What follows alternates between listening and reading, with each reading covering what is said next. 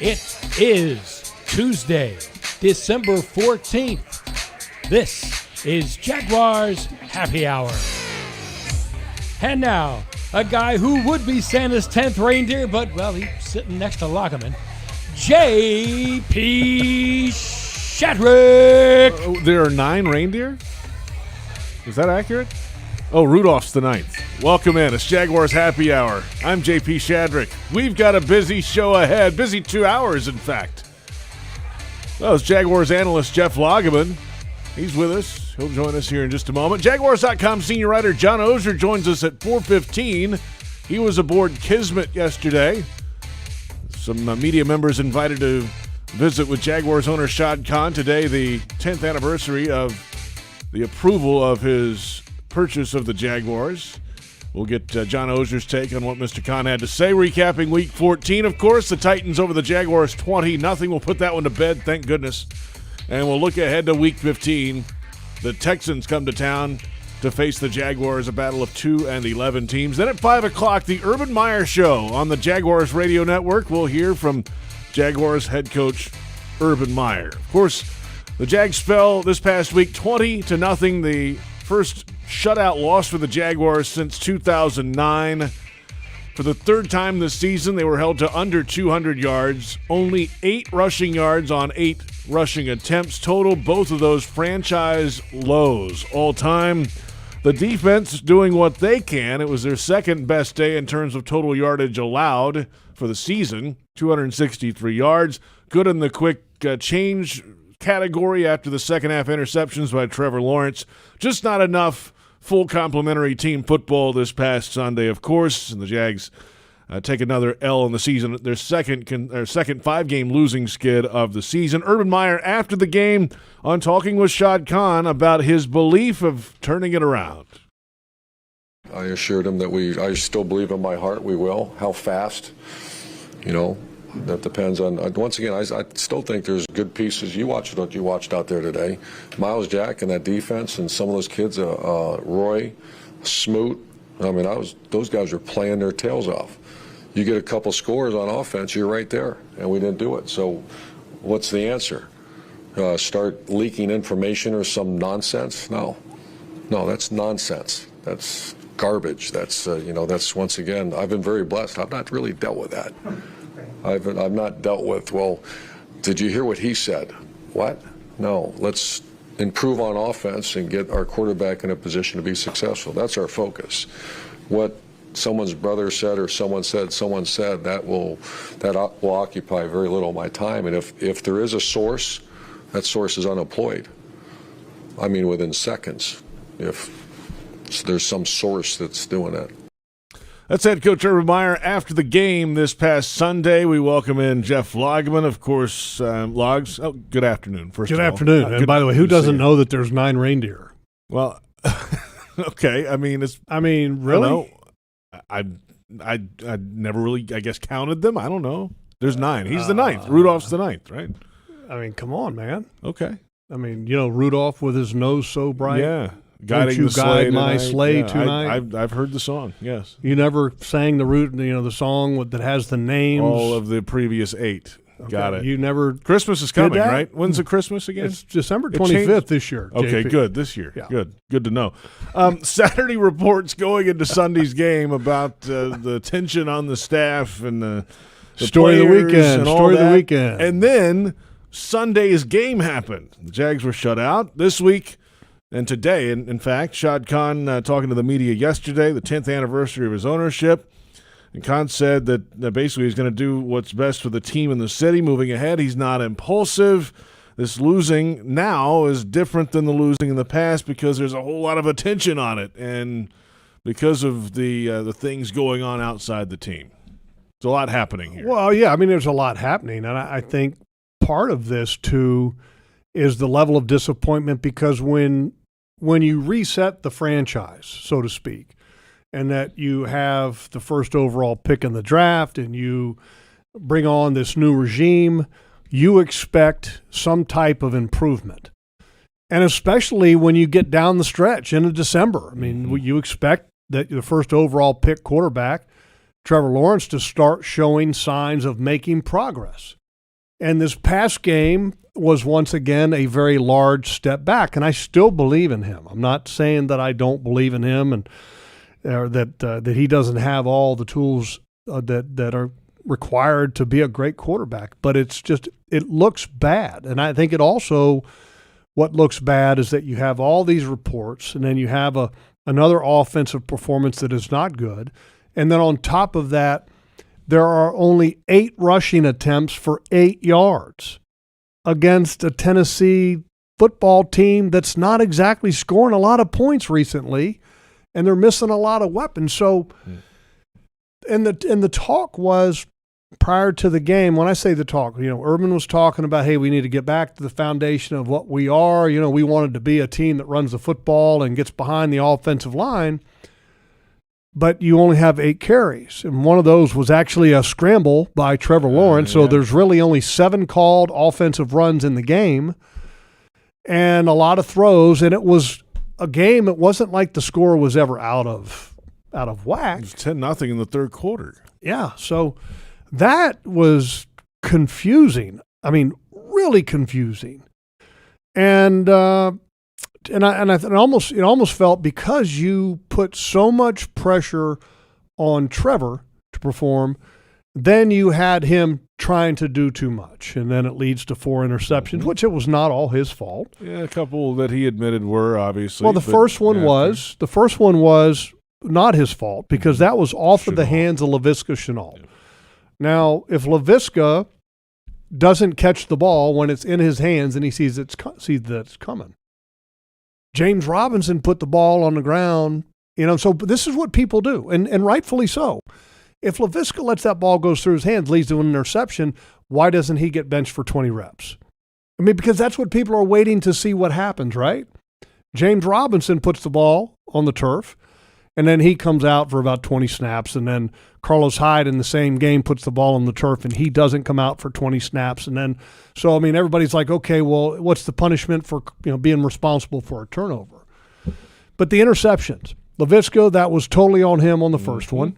The second one was a very interesting play, and in fact, we're going to look at this on Jaguars All Access on Thursday night, a little tease there.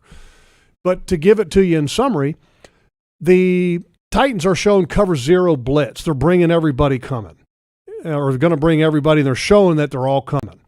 Linebackers are walked up to the line of scrimmage and everything. And so he thinks that he's got Tavon Austin man coverage against Kevin Byard to the slot on the right side.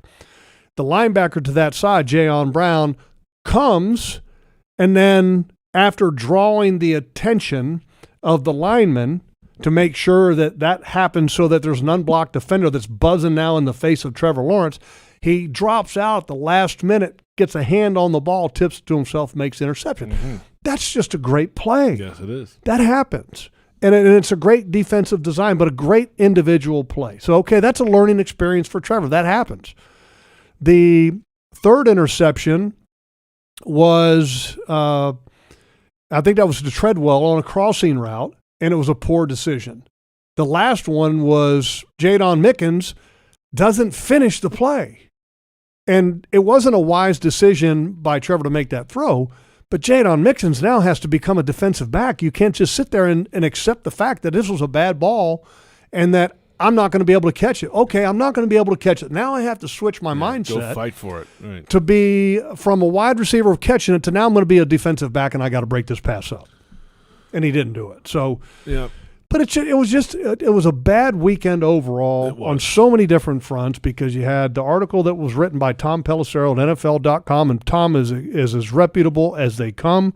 If he wrote it, then I believe a lot of the things that he said.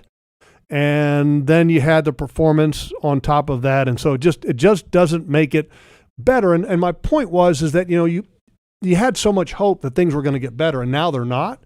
And I think it just increases the scrutiny on the lack of success. And is that right? Wrong and different? It's reality. That's what it is. And that's what Mr. Khan was saying in some of these articles that have come out yesterday and today after his visit with the media. We'll hear from John Oehser coming up in just a minute. He was there yesterday. Get his thoughts on what Mr. Khan had to say. There's a lot to unpack there, of course, about the football team and downtown development and everything moving ahead there. So all right, 4 games to go.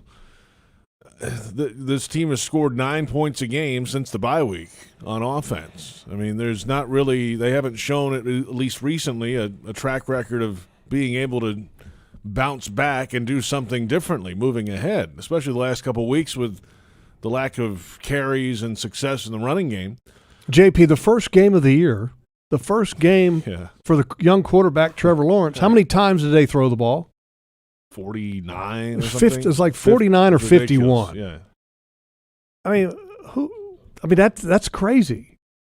And so you want to get back to being your core. Well, wait a minute, you really never established it, and you should have established it because you have a young quarterback. And that's the hard part. And the offensive line, 51 times, by the way. That's what I thought, 51. Yep. Is that what you want to do with a rookie quarterback in the very first game ever? Against a Texans team, by the way, that's not very good. I don't think that's very wise. And I think that brings into question, just like this past game. And the reason I bring that up is like this past game. You have 7 called runs for the running backs.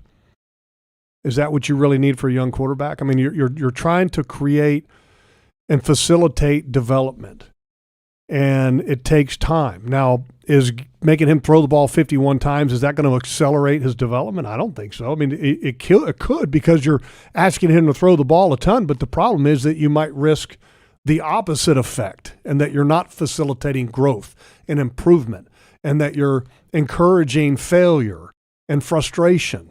And so that's, I think, an interesting argument back and forth is what is the proper way to go about it. But It's just frustrating, JP, and I think it's frustrating for everybody involved in the offensive line, which we know that this offensive line is not built to pass protect all day long. That's right. They had a bad performance. They did. That 3 out of the 5 did not play well at all. Juwan Taylor, bad game. Andrew Norwell, bad game. Right guard, Ben Barch, bad game. 3 out of the 5. Cam Robinson, okay, not great. Tyler Shatley, okay, not great. So if you have 5 components and 3 were bad and 2 were not great, can you win? No, the answer is no on that. You can't. And Jeffrey Simmons was a man-child. Good player. Man-child. He's a really good player. Yeah. I mean, that's 2 weeks in a row that a defensive tackle has had his way with the Jaguars offensive line because he went from Aaron Donald to Jeffrey Simmons. He's a really good player in L.A. Well, look, Jeffrey Simmons is a really good player, They're too. both good. He's big, strong, powerful. He's a different player than Aaron Donald is quick and strong as an ox, but quick, that quickness and leverage that he plays the game with is so unique. By the way, did you see last night, Monday Night Football? He killing him. Threw the right guard into the quarterback at one point. He's killing him. Walked him back into Kyler Murray. Oh, did you see the one that Ben Barch got run over, by the way, against Tennessee? On his backside, yep. Yeah. I mean, that was not a good performance by the offensive line in Tennessee. And the reality is this rivalry, because it is a rivalry, every game in division is a rivalry. Write it down. Okay? It's not somewhat of a rivalry. It's a rivalry. And when it is, that means you better strap up, and it's a physical affair. And Jacksonville versus Tennessee is about being physical. And they were not physical in that game. They didn't have a game plan to be physical. And that was disappointing. Texans have won the last 7 meetings against the Jags and 18 of the last 24. The Jaguars will try to break that trend this Sunday. We'll return in a moment, and the Ozone joins us. Jaguars.com senior writer John Oehser was aboard Kismet yesterday. We'll get his thoughts on Jaguars owner Shad Khan's meeting with the media on the eve, at least yesterday, of his 10th anniversary as owner of the Jaguars. PRI Productions, the official event production company of the Jags, has everything you need to bring your next idea to life. Visit PRIProductions.com. This is Jaguars Happy Hour on the Jaguars Digital Network.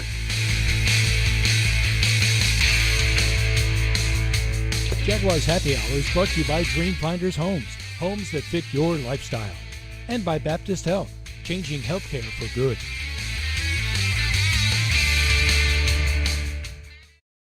Founder and master distiller at Tito's Handmade Vodka. In 1997, we became the first micro distillery in the state of Texas, and we're still making the same smooth stuff after all these years. We're still cooking in a pot still, working with our dogs by our sides, having fun and tasting batches, and I'm still wearing the same hat even after all these years. Head over to Tito'sVodka.com to learn more about what else we're doing the same. Cheers. 80 proof Tito's Handmade Vodka, distilled and bottled in Austin, Texas. Tito'sVodka.com. Your family isn't like anyone else's. Your home shouldn't be either. At Dreamfinders Homes, you can build the home of your dreams in one of their 30-plus communities in Northeast Florida. Choose from luxury single-family homes or maintenance-free townhomes from the 200s. Dreamfinders specializes in homes built to fit your lifestyle. To find out more, call 904-738-0165 or visit dreamfindershomes.com. Hi folks, Frank Frangie here to tell you where to find the most authentic Southern pit barbecue in all of Jacksonville. That's right, Bono's. For 72 years, Bono's has been smoking real pit barbecue right here on the First Coast. Smoked for hours, served in minutes, and always cut to order. You can find Bono's locations all around town and on game day at TIAA Bank Field. Bono's is the official barbecue of the Jacksonville Jaguars. If you want great barbecue, head to Bono's today. If you don't see a pit, it ain't legit. The Land Rover Defender story began with the simple thought of creating an exceptionally capable off-road vehicle, becoming the go-anywhere, do-anything all-terrain machine. Today, there's a new Land Rover Defender, the toughest and most advanced Land Rover vehicle ever. From the beginning, Land Rover knew the new Defender was capable of great things. Motor Trend's 2021 SUV of the Year is just the latest example. Test drive the new Land Rover Defender today at Land Rover Jacksonville on Atlantic Boulevard, or go to LandRoverJacksonville.com. Land Rover, above and beyond. Committed to the team. Committed to the mission. At Navy Mutual, we're committed to providing high-quality life insurance to members of the military and their families. So our policies have no fine print and no military service restrictions. We don't work on commission. We're nonprofit, so we pass the savings along to our members. Because at Navy Mutual, our highest commitment is to you. Visit NavyMutual.org. Navy Mutual. Ensuring those who serve. Hey Jaguars fans, it's always game on with Dunkin's $2 medium hot or iced coffee Tuesdays for rewards members. The NFL season is more than just what happens on game day. That's why Dunkin' wants to get you through the game week too. During football season, the best call is always Dunkin'. Whether it's the morning after a late night game or getting hyped for the week to come, pick up a cup of your favorite coffee and tackle the day with Dunkin'. Join today and order ahead of the Dunkin' app. Jacksonville Jaguars run on Dunkin'. Exclusions apply. Participation may vary. Limit 1 per week. When Jaguars news breaks, you'll hear about it first on 1010XL, home of the Jacksonville Jaguars. This broadcast is Ozone friendly. Ozone. Welcome back, Jaguars Happy Hour, Tuesday afternoon. JP Shadrick, Jeff Lageman, and that music means it's time for Jaguars.com senior writer John Ozier. Like I say, this is special. Upgrade. I typically watch this show from afar, really? waiting for my chance to go on like the B team tomorrow with Bucky Brooks. But sitting here with Logs, I mean, I'm on his show now. Big time. Oh, Yeah. Lord. Big Now, this time. is a JP show. No. Well, I just work here. This is Logs World. Just hoping the code works. That's you and me. Right. No doubt. So, all right, today's the 10th anniversary of the Shad Khan ownership. Well, it's hard to and, believe. Yeah. It's crazy how quick a decade has gone by. And yesterday, he hosted a number of media folks on the yacht downtown. Mm-hmm.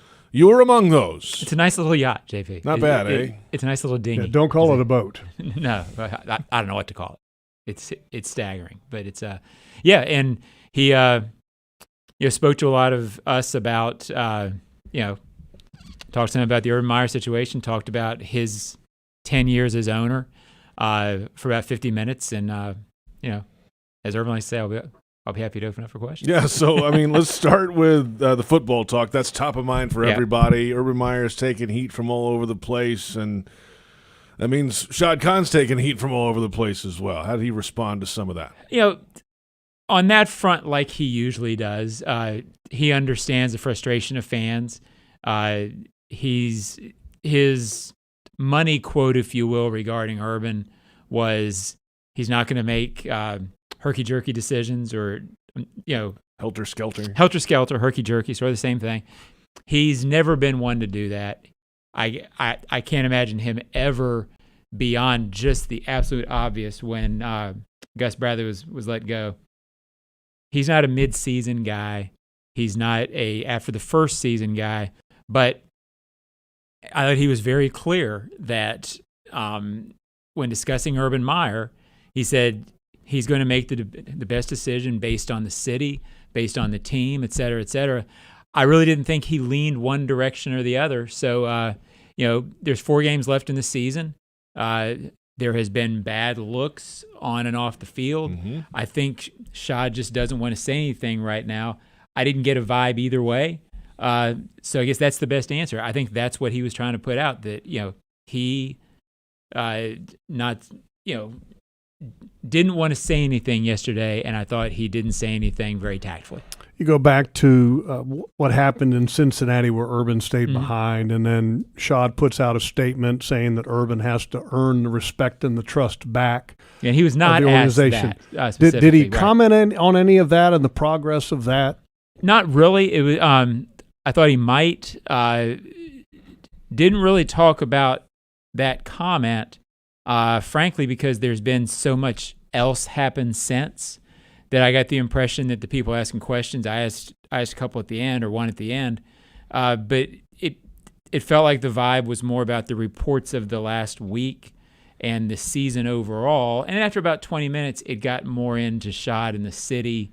The Urban Meyer questions were about 10, 12 minutes, but it didn't really get to that.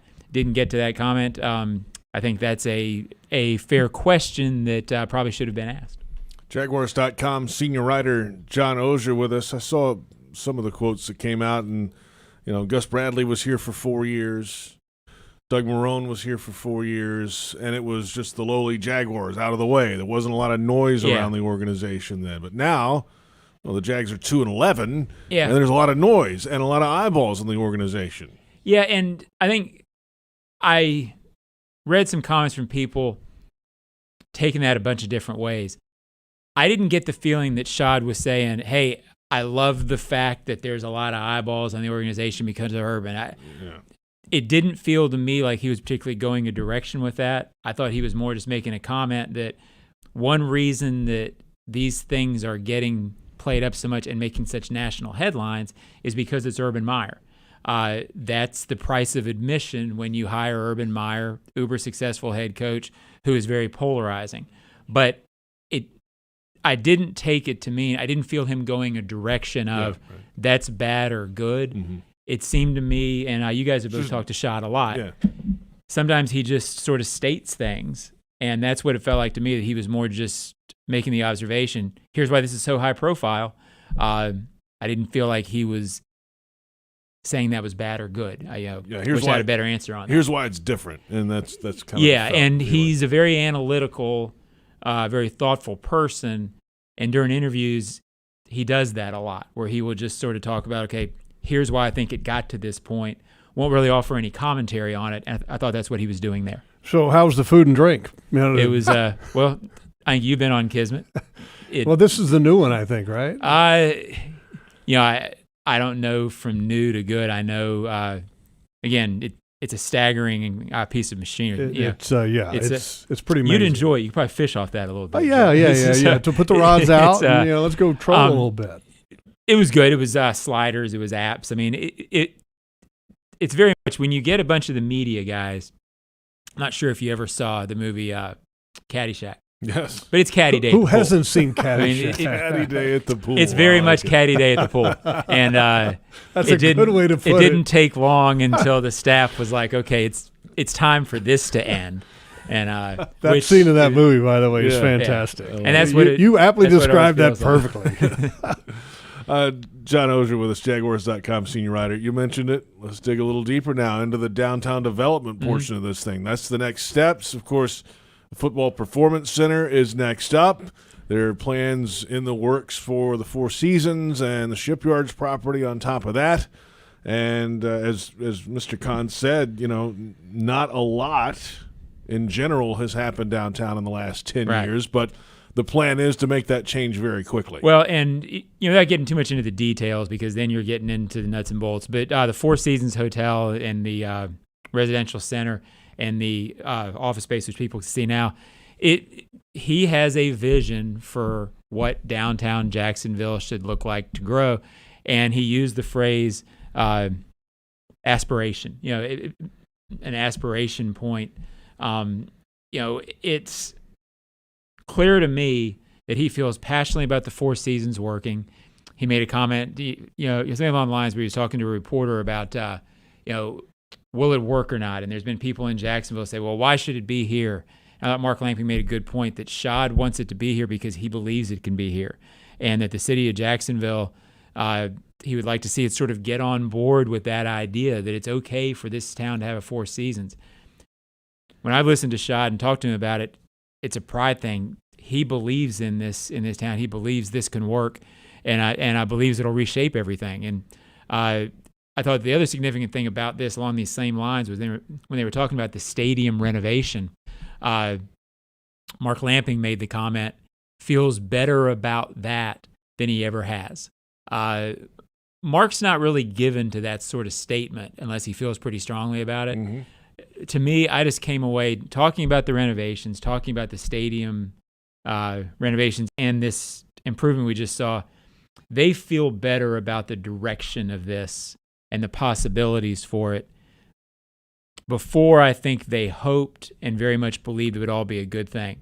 Listening to them yesterday, there's a firm belief that it's going to happen in some capacity, and they feel good about that direction. I know it's a polarizing issue, but I thought it sounded great. I remember in 1995 coming here and seeing that Unfortunately, I do too. Yeah, the whole Shipyards area. Yeah. And I just never forget that me and Joel Schmengi were having a conversation about, man, we got to find out how if that's for sale. Right. I mean, that's like prime riverfront. Mm-hmm. That needs to be, developed, We thought it would be a hot property, and here we are. Yeah. And at that point, that was deep into it. 26 years looking later. As it did. And yeah.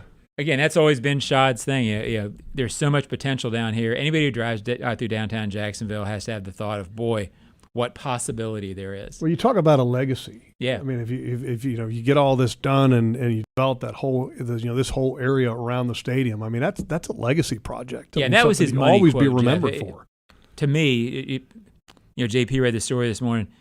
I wrote a story for Jaguars.com, and the lead quote I used is basically, he feels like this is, I forget the exact quote, but a possibility and a way to make an impact in a great city, a way to move the needle in a great city. And he used the phrase, how many chances do you get to do that? Right. How many NFL owners, how many teams have this raw material essentially there to grow? Mm-hmm. And, because you go to other cities and you don't have the real estate. You don't. It's already exactly. You don't have the ability. Yeah, and he said that's what moves the needle. That's what he was asked specifically. Why are you so passionate about Jacksonville? Because people always question it, and that's what he said. This is a chance to. I don't think he used the word legacy. How many times do you get a chance to move the needle in a good way in a great American city? Very rarely. That really is the power here. Yeah, and I get that people want to question everything these days. I've heard him say that over and over again. I think that's his vision for it. That's his motivation. That's how I feel about it. All right. Hey, thanks for coming down. No problem. To the show. By the way, Johnny, did you hear? JP turned 40 on Sunday. We have we brought that up? I did. I'll be honest. Here's what a big deal that was. I went. He had a happy hour event. I went. Yeah. Jeff, you should have seen the line at this place. Really? It was 3 blocks down. My wife and I said we can't deal it. Wow. We're both in our 50s. We can't be out that late. But evidently, it was a shindig, man. By the way, happy birthday! I cannot confirm nor deny those reports, but and I didn't even see inside. 40. That's a big number. Saw the outside. Yeah, that's a big number. Yeah, it is a big number. Yes. Congratulations! Not as big as your number, though. Well, I'm a little bit behind. Our numbers are there, man. Our numbers are there. John, appreciate it, man. No problem, well guys. done on the reporting. We appreciate that. Always on Jaguars.com. Check it out. Jaguars.com senior writer. We're back in just a moment with a look ahead to the Houston Texans in Week 15. And you can check out the official Jaguars Podcast Network. Free subscription on Apple, iTunes, or Spotify. The Ozone Podcast on there every week, later in the weeks, each week. Give us that 5-star rating as always. And it's Jaguars Happy Hour on the Jaguars Digital Network. Jaguars Happy Hour is brought to you by TIAA Bank. Turn potential into progress. And by Publix, where shopping is a pleasure. Hi, I'm Tito Beverage, founder and master distiller at Tito's Handmade Vodka. In 1997, we became the first micro distillery in the state of Texas, and we're still making the same smooth stuff after all these years. We're still cooking in a pot still, working with our dogs by our sides, having fun and tasting batches, and I'm still wearing the same hat even after all these years. Head over to Tito'sVodka.com to learn more about what else we're doing the same. Cheers. 80 proof Tito's Handmade Vodka, distilled and bottled in Austin, Texas. Tito'sVodka.com. Great teams leave it all on the field. But with the powerful towing and payload that Ford F-150 delivers, you can take it all with you, too. No wonder Ford F-Series is America's best-selling truck 44 years straight. The 2021 Ford F-150, built for greatness. Visit your local Ford dealer or buyfordnow.com. Based on 1977 to 2020 calendar year total sales. Hey Jags fans, this is Chris Manhurst of the Jacksonville Jaguars with a reminder that everyone has a right to arrive at their destination safely. In Florida, bicyclists have the same rights and the same responsibilities as drivers. When cycling, always wear a properly secured helmet, ride in the direction of traffic, and obey all traffic laws. When driving, get rid of distractions and focus on the road. Always watch for pedestrians and bicyclists, especially at night, because safety doesn't happen by accident. Visit alerttodayflorida.com for more safety tips. At Tropical Smoothie Cafe, one taste and you're feeling good now, smiling wider now, seeing brighter now, bucket dunking now, namasteing now, popping a wheelie now, living lighter now. You're on Tropic Time now. And on Mondays, try our Jaguars Duval Delight Smoothies for $2.99. And you're roaring louder now, end zone dancing now, sipping spirit now. You're on Tropic Time now at Tropical Smoothie Cafe. So, it's happy hour. Let's talk whiskey options. Have you tried Citrus Distillers? Have you tried Citrus Distillers Limited Edition 2021 Barrel-Aged Jaguar Whiskey? Did you know it's only available for a limited time and manufactured in Jacksonville? Yes, Jacksonville. I said local whiskey. Try it on the rocks or in a Jack's Whiskey Sour. Citrus Distillers Jaguars Whiskey is available at local liquor stores, restaurants, and the Jaguar Stadium. Drink local, Jacksonville. Find recipes and events at jaguarswhiskey.com. Jaguars fans, here's a great way to pay with pride wherever you go. Exclusively from TIAA Bank, the Jacksonville Jaguars Visa debit card comes with a fierce look and fantastic features, along with the convenience to make purchases online or at millions of locations worldwide. And it's yours, free, when you open a Yield Pledge checking account. Order yours today. Visit TIAABank.com/JagsCard. TIAA Bank is a division of TIAA, FSB, member FDIC, and the official bank of the Jacksonville Jaguars. Jacksonville Sports Talk for Jacksonville sports fans. 1010XL, home of the Jacksonville Jaguars.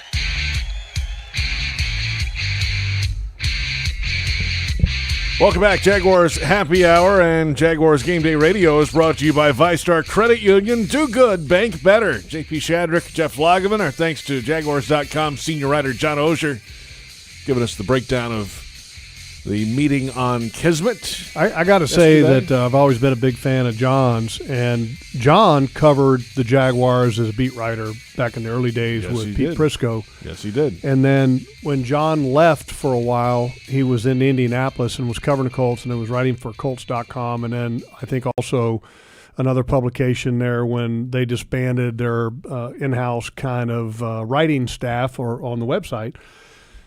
And if people have never read John Osher on Jaguars.com, then they're making a mistake. Because I literally, when we used to prepare for the Colts, the Colts PR staff was notorious for having a terrible release to gather information for a game day broadcast. So what would I do?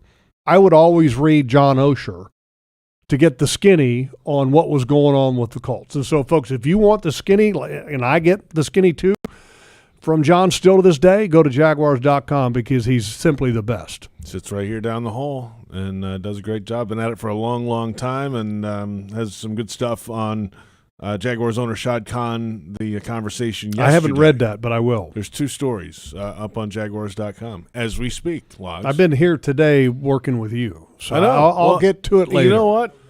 I enjoy this on every Tuesday. Well, you're kind of bringing me down How today. is that? I don't What know. do you know, mean by that? JP, you're just – look, the game and the weekend for the Jaguars did not go well. It was bad. Okay. It was really bad. And I think that has totally brought you down a little bit. Okay. And then in turn, you're kind of – it's like a vicious cycle, okay? It brought you down, and then I was there, okay? I saw it. It wasn't good. It wasn't a great weekend. And so I kind of bounced back a little bit on Monday, and I come in here and hang out with you, and now you're trying to bring me down again. No, it's not accurate at all, first of all. I'm a positive guy, and but it's mid-December. The team's not playing well, and the offense didn't score. And no, but I'm going to tell you, look, right there now was a lot of negative to this game, and trust me, I've got a list of negative here. Yeah. Okay. The offensive line's performance wasn't well. The Trevor appeared to be taking a step back. The commitment to the run game was not there. Those things are all true, and they cannot be denied. And especially on a weekend where the stories that were published, it kind of becomes dogpiling, I guess. But it's earned, okay? It's earned. I mean, it happens. But I think with all of the negative over the weekend, the one thing that was positive that gets lost in the mix because of the negativity, which is, like I said again, it's earned, the defensive performance in a game in which the offense did nothing. And it's not the first time that's happened this season. It's not, but here's the reality. The last couple games, the defense has not been playing particularly well. Going into that game, I think I threw the number out there, and I still got it on my board here, and that the Jaguars defense going into Tennessee in the 4 previous game had allowed 575 yards rushing on 125 carries. That's a lot. So they weren't up to the standard that they had set earlier in the year. That's right. But the one category that they have been good at, and they were amazing at it in this past game, because the offense and Trevor Lawrence threw 4 interceptions, and I'm not going to say it was all on Trevor. The offense threw 4 interceptions. The Jaguars defense responded in the subsequent Titans possessions to only allow 21 yards and to allow a field goal, 3 points. That, for the season now, this is an impressive number because the offense has turned it over 25 times. That's a lot, yeah. They have only allowed as a defense 64 points off of those 25 offensive giveaways. Pretty good. That's amazing. That's pretty good. That's really good. And the one thing that's negative, that continues to be negative about the Jaguars defense, they're not taking the ball away. And that's a problem. They've got to find ways to take the ball away. The one number that's disturbing, they have one recovered fumble on the year as a defense. Getting caused fumbles or recovering fumbles as a defense, getting takeaways, that's not a talent issue. That's not. That's coaching, and that's attention to detail, and that's focus. And it's not happening for the defense. That's the number that bothers me the most as the defense, because you can do that. If you coach it up and the players have the awareness for it, and you have players that realize this is what I need to do, like Josh Allen did a couple weeks ago, punching the ball out. Great play. Great play. Yep. Didn't recover it. Where is that from other people on the defense? And we're not seeing it. That's clearly an area that Joe Cullen and his coaching staff on the defensive side of the ball can and should get better at. Because like I said, that is not necessarily a talent issue. But the one thing I will say in their defense, takeaways a lot of times happen when the score differential gets in your favor. So in other words, you're winning. Teams feel like they have to press, like Trevor did. There you go. Late in the ballgame. Yep. Well, we're not making anything happen. We got to force one here. Tight window. Yep. And then all of a sudden you end up finding a way of making an interception, or somebody gets careless with the ball because they're trying to do too much because their team's not playing well, and they're trying to make up for somebody else messing up. And the defense doesn't have that ability to be a front-running team in a game to have the opponents make mistakes. teams that are playing the Jaguars right now, you know what they're thinking is, we score 17 points, W, we won. Mm-hmm. So they're playing conservative. The Tennessee Titans played extremely conservative. Absolutely, they did. How many balls down the field did you see Tannehill throw in that ball? Not many. Hardly any. No. Because there's a mindset now when you play the Jaguars, and it's the right mindset. Don't make a mistake. Mm-hmm. Just get enough points. They're not good enough on offense to score. Don't beat yourself against the Jaguars. That's right. And that will be the Texans' mindset when they come in here on Sunday as well. Let's take a look at the Houston Texans offense, and they are dead last in the league in a number of categories, including scoring. They are 0.2 of a point worse than the Jaguars in points per game. They are last in total offense, last in rushing offense, 31st in passing offense. They've given the ball away 20 times this season, 10 fumbles lost, 10 interceptions. Which is bottom third-ish. So they're not a good offense. They've had so many changes, injuries, guys have moved on. Davis Mills is the quarterback now. They committed to him. He just had his 7th start. Yeah, and, there's talk down there, talking to folks down there today that, if this offseason goes a certain way, they might just circle behind him next season too. That's all up in the air, of course. There's still 4 games left this season, but last week threw over 330 yards, touchdown, 7 starts, as you said, Log, 66% passing in those games, and 8 touchdowns, 8 interceptions, 3rd-round pick this year out of Stanford. So he's triggering all this right now. Let me just give you – it hasn't gone well lately. Okay, in these categories, Davis Mills is better than Trevor Lawrence. Completion percentage, yards per attempt, touchdown percentage. He's better in the interception percentage category. His rating is higher.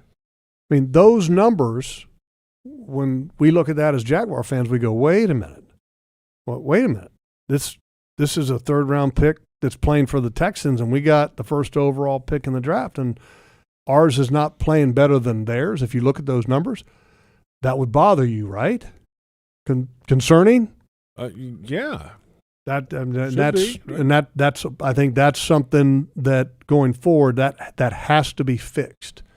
And that's not.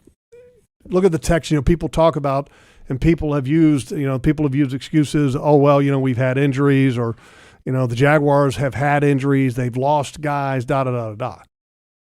Name me somebody on the Texans offense that's a big time weapon. Yeah, they don't have many. I mean, there's many. Yeah, I mean Cooks maybe, but that's about it. And that's stretching it. Okay. Yeah. Okay, then. Is it a weapons issue for Trevor?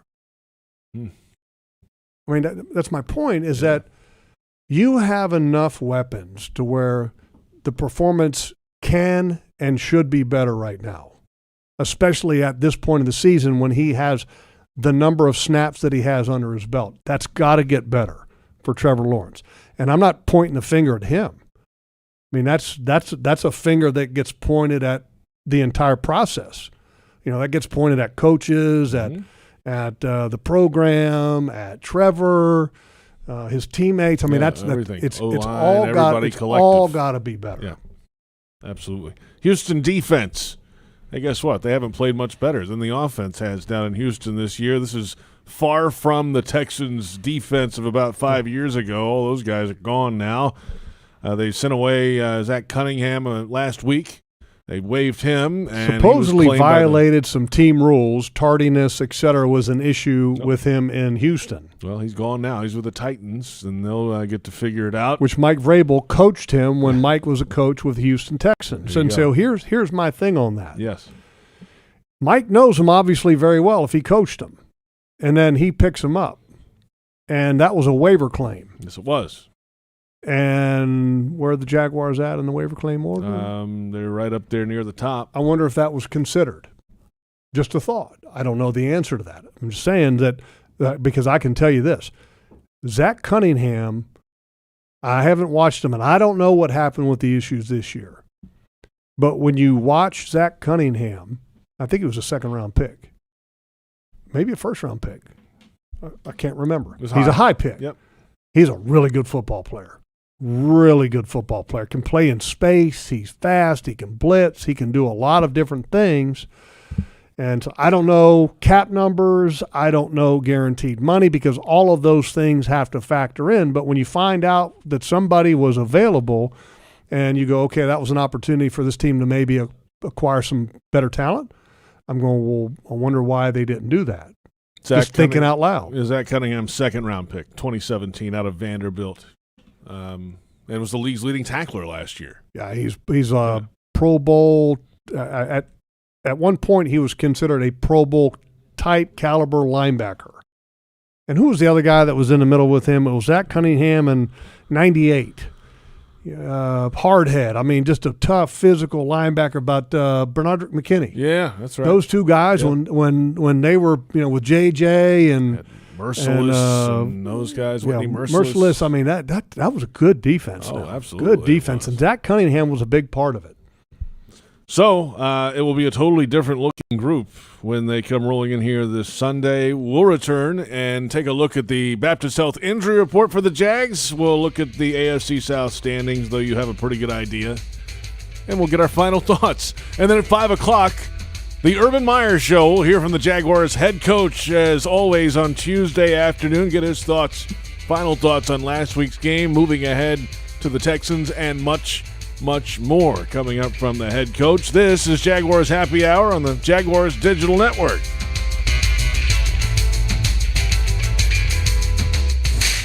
Hi, I'm Tito Beverage, founder and master distiller at Tito's Handmade Vodka. In 1997, we became the first micro distillery in the state of Texas, and we're still making the same smooth stuff after all these years. We're still cooking in a pot still, working with our dogs by our sides, having fun and tasting batches, and I'm still wearing the same hat even after all these years. Head over to Tito'sVodka.com to learn more about what else we're doing the same. Cheers. 80 proof Tito's Handmade Vodka, distilled and bottled in Austin, Texas. Tito'sVodka.com. Are you suffering from shoulder pain? If you have clicking and popping in the shoulder joint, persistent pain that intensifies with use, an inability to lift your arm over your head, or a tingling, burning sensation in the shoulder, elbow, or wrist, waiting to see a doctor could make your injury worse. Baptist Health and Jacksonville Orthopedic Institute have innovative and effective treatment options available right now to relieve your pain and restore your mobility. Don't wait. Call 904-JOI-2000. Headquartered right here in Jacksonville, CSI Companies is one of the fastest growing workforce solutions companies in the nation. As a proud partner of your Jacksonville Jaguars, CSI has the resources necessary to scale with any enterprise, yet they are small enough to maintain the agility, personal service, and remarkable experience they've become known for over the past 3 decades. This is your workforce and your business reimagined. Visit CSICompanies.com to learn more. Your family isn't like anyone else's. Your home shouldn't be either. At Dreamfinders Homes, you can build the home of your dreams in one of their 30-plus communities in Northeast Florida. Choose from luxury single-family homes or maintenance-free townhomes from the 200s. Dreamfinders specializes in homes built to fit your lifestyle. To find out more, call 904-738-0165 or visit dreamfindershomes.com. Great teams leave it all on the field. But with the powerful towing and payload that Ford F-150 delivers, you can take it all with you, too. No wonder Ford F-Series is America's best-selling truck 44 years straight. The 2021 Ford F-150, built for greatness. Visit your local Ford dealer or buyfordnow.com. Based on 1977 to 2020 calendar year total sales. Healthcare coverage for less? Yes. Now, because of the new healthcare stimulus, you can get better benefits, more coverage, and pay less with a Florida Blue plan. Claim your savings today. Visit floridablue.com/getcovered now. Policies have limitations and exclusions. If you already had health insurance in 2021, speak with an agent to find out how changing plans could impact your deductibles and out-of-pocket maximums. Florida Blue and Health Options Incorporated, DBA Florida Blue HMO, are independent licensees of the Blue Cross and Blue Shield Association. The station that the Jaguars listen to, 1010XL. Home of the Jacksonville Jaguars. Welcome back. It's Jaguars Happy Hour, Tuesday afternoon. Coming up in about 10 minutes, the Urban Meyer Show on the Jaguars Radio Network. If you're looking for the MVP of the truck game, then look no further than Ford F-150. Loaded with impressive capability and designed to dominate work, play, and everything in between, this truck makes tough look easy. No wonder it's the official truck of the NFL and proud partner of your Jacksonville Jaguars. JP Shadrick, Jeff Lageman, Brent Reber on the video side, Joe Fortunato on the audio here on Jaguars Happy Hour. Glad you're along with us. The Baptist Health Injury Report. Baptist Health changing health care for good. Urban Meyer Monday said Carlos Hyde was in concussion protocol. Of course, Brandon Linder missed last week's game with a back issue. There are 6 players on the reserve injured list, and we've got 4 games to go. We'll maybe get some more from Urban Meyer, I would guess maybe Wednesday when he speaks with the media on the injury setup. Of course, that's when the injury report starts coming out Wednesday, Thursday, Friday each week. And as you would expect, this time of year, Logs, you're going to have a longer list because of the way the season goes. Well, it's the time of year. That's what it is. I mean, it's just part of it. And it's not easy to fight through. I can tell you that at the end of the year, when you're losing and then you have physical ailments on top, it even makes it more difficult. And for part of that reason, that's one of the things I say that this defense should be also not forgotten about how good of a performance that was from this game, because when you have an offense that has had the number of weeks of lack of performance, then it's easy probably just to say, here we go again. You know, why should I play hard? We don't have a chance, and the motivation just evaporates. And for this defense to continue to play as hard as they did, I thought that was impressive. And some guys that I thought played really well defensively, and I just want to mention some names here. Okay, I thought Campbell played solid. It's not like the Titans were throwing the ball a lot, so it wasn't a lot expected out of him. But you could feel the difference that Shaq Griffin provided in that game, because he was matched up against Julio a little bit. And right from the onset, he established with that open field tackle that, hey, I'm here to play. And he made a difference. I thought his play was strong. Josh Allen was just kind of It's been about 3 weeks now, right. 3 games for Josh Allen, to where you haven't seen a strong performance. And I'm just thinking out loud here, but at the beginning of the Atlanta game, he sustained what appeared to be a shoulder injury. Is that affecting him now and affecting his ability to perform? He's been on the report, at least was last week with that. So. Yeah, Damian Wilson had a sack on a blitz, had 10 tackles. I thought he was outstanding. Outstanding. Malcolm Brown was solid as normal. I thought week before pushed around a little bit. The Atlanta game pushed around a little bit. I thought he bounced back. Roy Robertson Harris was a beast. I mean, a beast. Smoot the week before, strong. The only thing that I would criticize Smoot on is that, dude, you can't line up all sides if you're dropping from the linebacking spot. Right. Yeah, come on, man. Can't do that. But he was strong. He had a good performance again. You know, he got 5 sacks last year. He had a career high 5.5. He's on pace to have a career high. And I said this last week. He's tough. He plays hard. He's tenacious. And you've got to love players like him. Love them. But Roy Robertson Harris, I think, is a guy that when they acquired him, they were talking about how they didn't know how high the ceiling really was. That game gave you a glimpse of, wow, this guy could have a much higher ceiling than what they're paying for. In free agency, you rarely get that. Rarely get that. So I really like his performance, and I think he's gotten better and better and better. And obviously, he had the ankle injury early in the season. That's right. He bounced back from it a little bit, and you could tell that he's kind of fighting, kind of finding his way. The last couple weeks, his performance has been really good.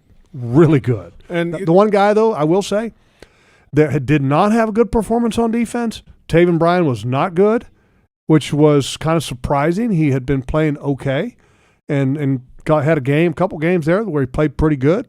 He was not good in this game. And Miles Jack, where are the impact plays that Miles Jack has made in the past?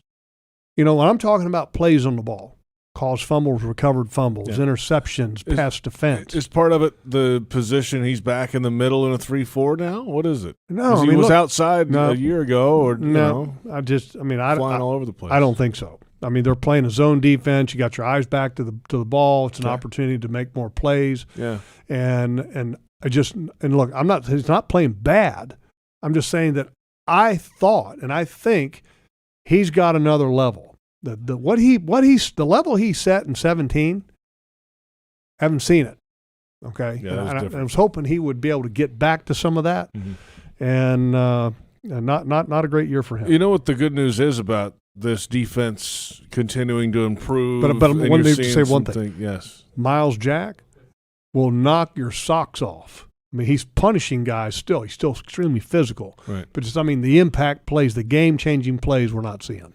Some of those names you listed off earlier, Robertson Harris, Wilson, DeJuan Smoot, they're all on multi-year deals here. There's a good core of this defense that's going to be together for at least another year, if not longer than that. Shaq Griffin signed a longer deal. So still need that inside, pieces. that dominant inside kind of pass rusher that can affect the quarterback's play. And everybody wants Aaron Donald, but God only made one of them. And so, but can you find somebody that can give you something on the inside? You need it. Veterans, choose VA for the benefits you've earned. Visit choose.va.gov. Let's take a look at the AFC South standings, and as you would expect, they have not changed. The Tennessee Titans are in control of the AFC South. 9-4, 4-1 in the division. Indy 7-6, 3-2 in the division. Houston 2-11.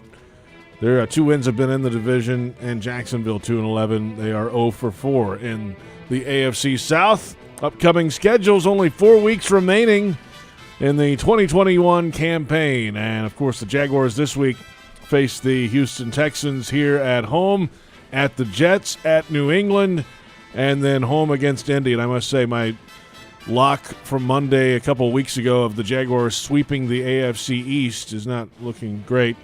The Texans, of course, here this week at the Chargers, at San Fran, home against Tennessee. The Colts, New England, in Indy, at Arizona, home against Vegas, at Jacksonville, and then Tennessee with a tough one at Pittsburgh. That's not a tough one. Home against San Francisco. That's a pretty tough game. Against Miami, and then at Houston. All right, I'll give you that. Yeah, it's not a super tough schedule for anybody, really. Toughest is the Colts. New England, Arizona, Vegas. Yeah, they've got and then the Jaguars, Week 18. You don't come in a Week 18. Yeah, the first 3 games for Indianapolis, that's a pretty tough matchup. By the way, Mike Vrabel should absolutely be in the conversation for NFL Coach of the Year, because if you look at that Titans football team and you really look closely, I like John Robinson, their general manager. I think he's done a pretty good job. But he hasn't been perfect. Make no mistake, he has not been perfect. And Mike Vrabel, I think, has gotten more out of less than what a lot of coaches get out of football teams. He's done a really good job. They haven't had their big workhorse a lot of the season, and they are right there at the top and with a chance to fight for that number 1 seed in the AFC. Urban Meyer Show's coming up in just about a minute and a half or so. What do you want to hear from Urban tonight? Well, a couple things. One, about the commitment to the running game or lack thereof. And then the other thing that was a little bit disturbing, you saw that kind of Keystone Cops play where wide receivers run into each other, and it doesn't look good. And like, what are you doing? And then there were a couple other instances in the game where the wide receiver spacing, where they got in the same neighborhood. And for a quarterback, especially a young quarterback, if you're not having precision by the people around you, it makes it extremely difficult for any young quarterback to have success, and that's got to get cleaned up. So we need to ask him about that as well. Yeah, a lot of noise around the organization right now too. How can he ignore a lot of that and get this team playing better football as a whole? We'll hear from the head coach coming up in just a few moments. That'll do it for Jaguars Happy Hour. Thanks to Jaguars.com senior writer John Ozier, who stepped in with us. Read his articles on Jaguars.com. The conversations with Jaguars owner Shad Khan. Joe Fortunato, Brent Reber. For Jeff Lageman, I'm JP Shadrick. This has been Jaguars Happy Hour on the Jaguars Digital Network. The Urban Meyer Show coming up next.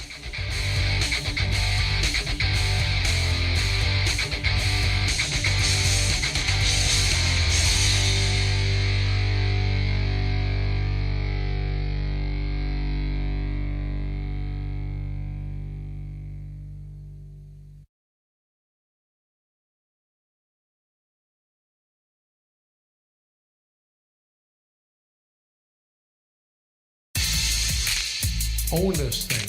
It's ours. Come on, let's go. Duval County and 904, let's own this stadium. Make it ours. Welcome to the Urban Meyer Show. Urban Meyer Show. Former Jaguar Jeff Lageman and JP Shadrick discuss the latest Jaguars news with the head coach.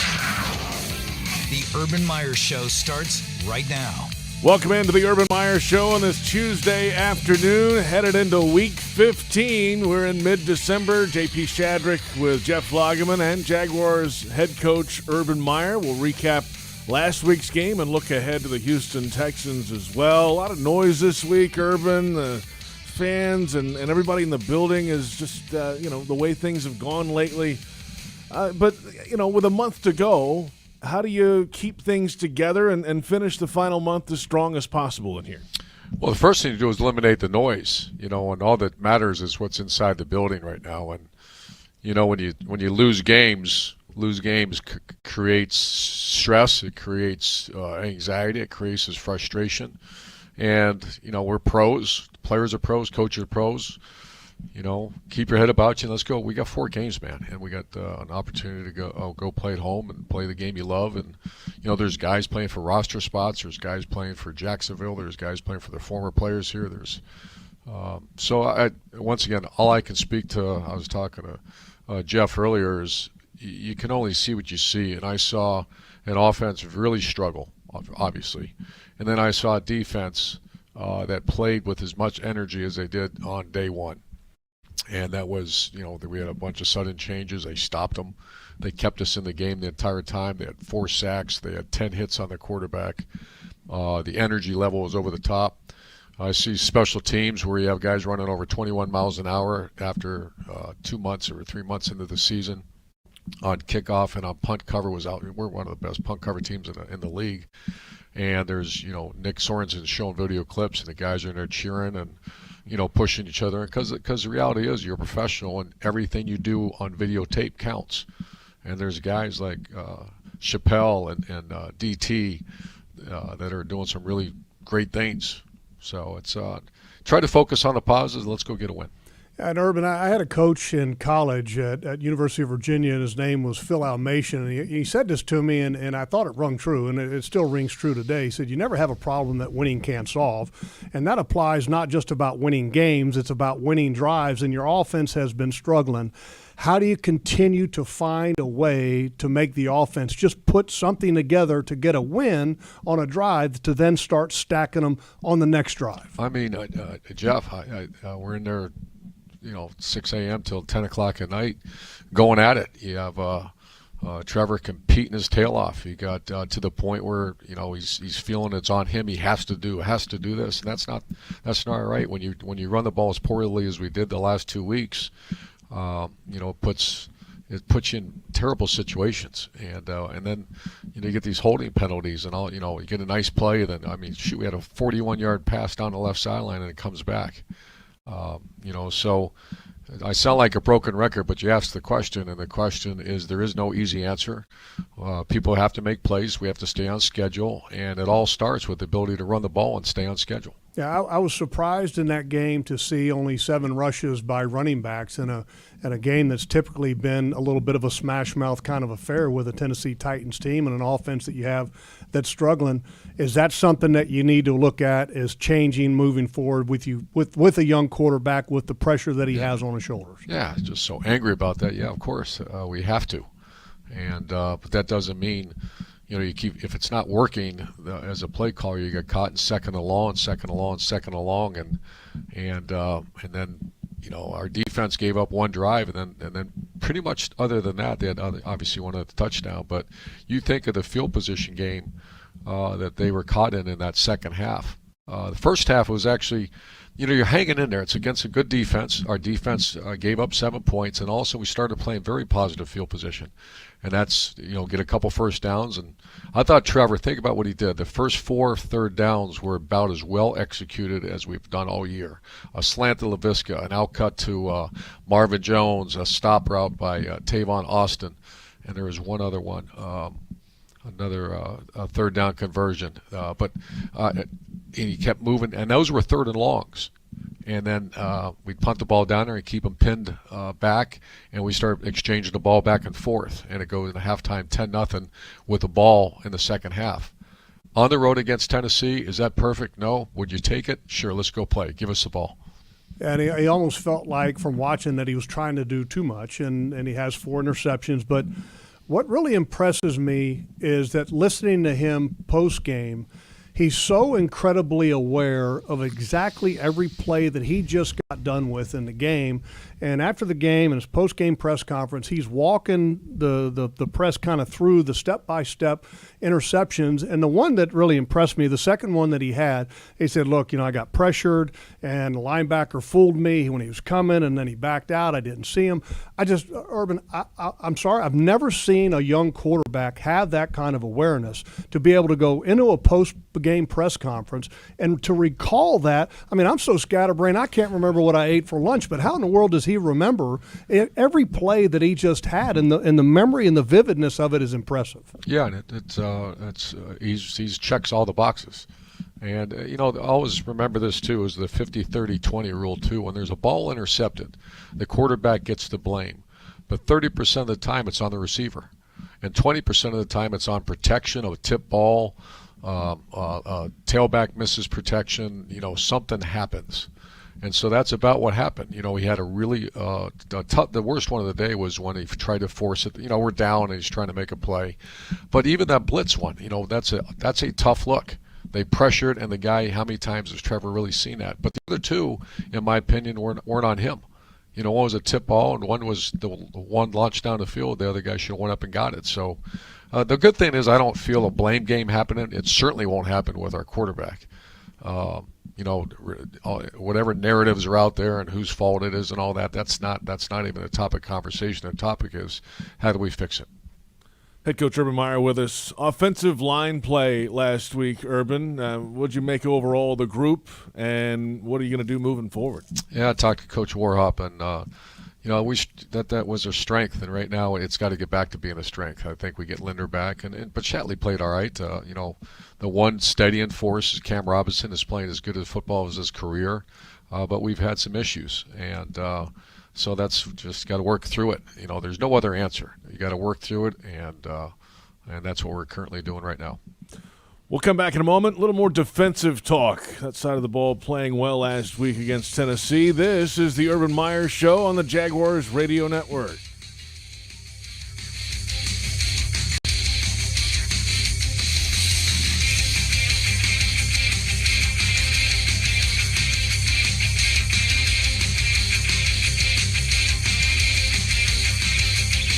Jaguars fans, here's a great way to pay with pride wherever you go.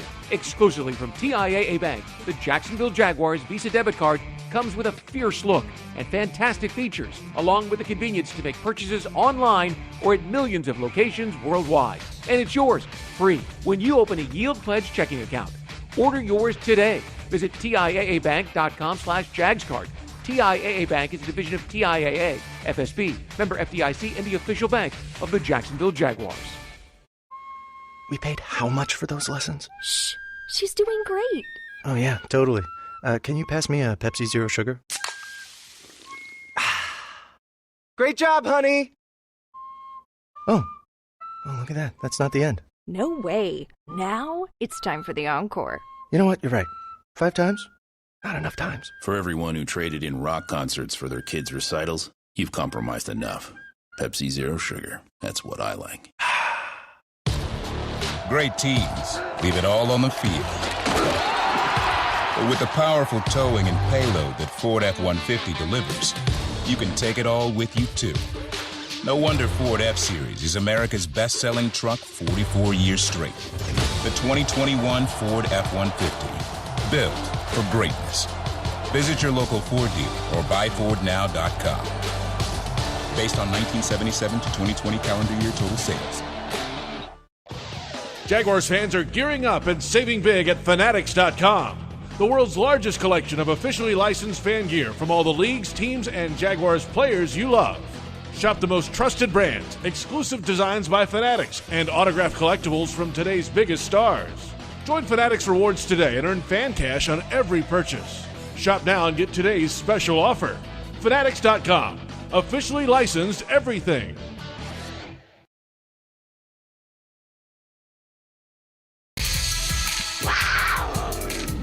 Welcome back. The Urban Meyer Show continues along the Jaguars Radio Network. Jaguars Game Day broadcasts are presented by ViStar Credit Union. This is the Urban Meyer Show. JP Shadrick, Jeff Lageman, and Jaguars head coach Urban Meyer after a Jags loss last week. Coming back home this week to face the Houston Texans. A preview of that game coming up in just a little bit. Let's flip it around, coach, to the Jags defense. And, you know, you can't ask a whole lot more from this group. Those sudden change situations were outstanding. 21 yards combined allowed after the 4 interceptions on the ensuing drives, and only a field goal. And that's that's winning defensive football if you could just get something from the other side. You're right, and I always like to say that the job of a coach is maximize value, extend careers, and win. And you see guys right now maximizing their value. You know, we took Roy Robertson as a free agent. And a lot of people asked us why, and then now you can see why. You know, Jeff and I were talking about that earlier. He was getting better and better. His attitude's fantastic. He's a freak of nature. His size, speed, and strength is fantastic. He played with great tight hands, and he dominated a game. And expect more of that because he's a worker and a grinder. You know, you see a guy like DeJuan Smoot. Smoot's a journeyman that I just happen to love to death because he does everything we ask. He's here the entire offseason. He trains. He's 10 pounds heavier than he was last year, and he's stronger. He's stronger right now than he's been before in his career. And think about that. We're week 7, whatever week we are in the season. The other thing I want to point out is Shaq Griffin is a guy that came in and he has a young rookie corner that really struggled early in the season. And I am so amazed and impressed by that guy that every time I always walk down the defensive side and he's sitting and he's making sure that corner sits right next to him. I'm talking about Tyson Campbell. And they're reviewing and talking. They're going to play together for a while. And you got a veteran like Shaq Griffin coaching up the young man Tyson Campbell. If that's not, first of all, that's what football and teammates are all about. But think about the environment when we're not playing well in offense and all the defense, and you guys have probably seen it. I've been fortunate very few times to see it, but that's a script written about people complaining and all that. Nothing. They were just sticking together. Yeah, the sudden change response was just phenomenal. And on the season overall, the sudden change has been fantastic. The numbers are this: 25 offensive giveaways have only given up 64 points by the Jaguars, your defense, and that's a tremendous number. And I'm watching the game, and Trevor just throws his 4th interception, and I see a Joe Cullen running down the sideline with both hands in the air, and I know what he's yelling. I can tell he's yelling sudden change, and to bring that energy to the defense, that's fantastic because there's a lot of defenses and a lot of guys in that instance that would have just said, "Hey, look, I'm done. We're out of this ball game." But not this group. Not 95 and 54 and 32 and 26. I mean, those guys are playing hard. And the sideline was on fire. You should have seen him after he was probably the 3rd stop on sudden change. And I went down there, and you got Tosh and Joe, with that D-line. Because really, when people ask, how's your team, the answer is, well, tell me how my D-line is. If you have a D-line, you got a chance in every game you'll ever play. And we have the energy, we have the camaraderie. It's really cool to watch right now. If we got to get that across all positions because that is and Damian Wilson, now don't count him out either as far as a leader. He just kept going and played his best game of his, as far as I know, of his career, NFL career at Tennessee. Yeah, 10 tackles and a sack for Damian Wilson. Roy Robertson Harris was fantastic as well. There was one play that stuck in my mind. It was after Trevor's 2nd interception. It was a 3rd and 5. The Jaguars, you guys are lining up on defense, and you're showing press coverage. And you got a great jam at the line of scrimmage between Shaq Griffin and Rudy Ford, and Tannehill had absolutely nowhere to go. You're showing a double A-gap blitz, and Roy Robertson Harris absolutely abuses the backup left guard at that point and gets a sack. And I'm just sitting there going, that's team defense right there. Yeah, and I just want to hit this. When I get a lot asked questions, I don't read anything. I stopped that years ago, but about noise and all that, you have two of the three phases playing pretty well. We're not talking about special teams yet, but our coverage units are fantastic right now. They're going down there at 21, 22 miles an hour. You got defense playing, some of the best football. Beginning of the year we struggled, and then got all the way up to number 6 in the league in defense. They had a couple not great weeks, but they had a great week. And then there's no complaining back and forth. They're sticking together. The offense, they know the offense at some point is going to come, and they're encouraging each other. So that's, we're a team that's not winning, but we're a team that's sticking together. And your one phase that you got to get going is offense. And obviously we talked about the running game, the performance of your wide receivers you want to see get better. And the one thing that I was looking at on film, and there was one play in particular I thought that was a good example where you had two receivers that ran into each other, but there was a couple other instances on plays, Urban, that it looked like the wide receiver spacing is not what you wanted it to be. How do you go about making sure that that's where it needs to be for a young quarterback?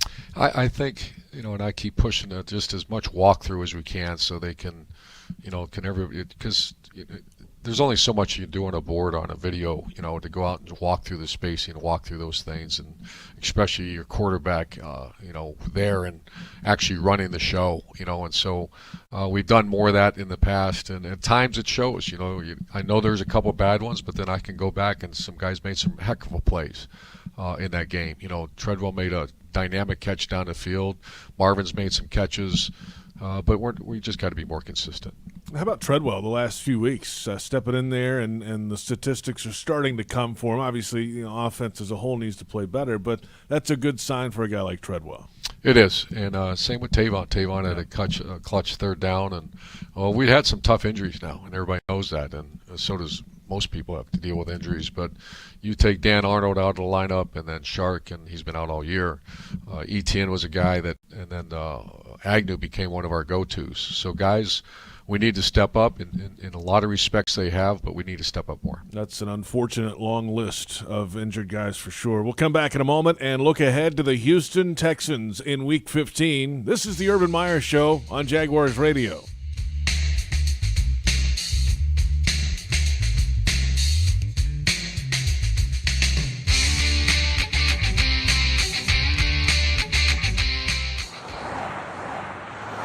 On the road, there's a thin line between safety and tragedy. Don't cross it. Give law enforcement, first responders, and service professionals the space to safely do their jobs. When you see flashing lights, move over a lane or slow down 20 miles per hour below the posted speed limit. See lights? Move over, Florida. Brought to you by the Florida Department of Highway Safety and Motor Vehicles and the Florida Highway Patrol. As drivers, our surroundings are constantly changing. Like, when did this lane become a bike lane?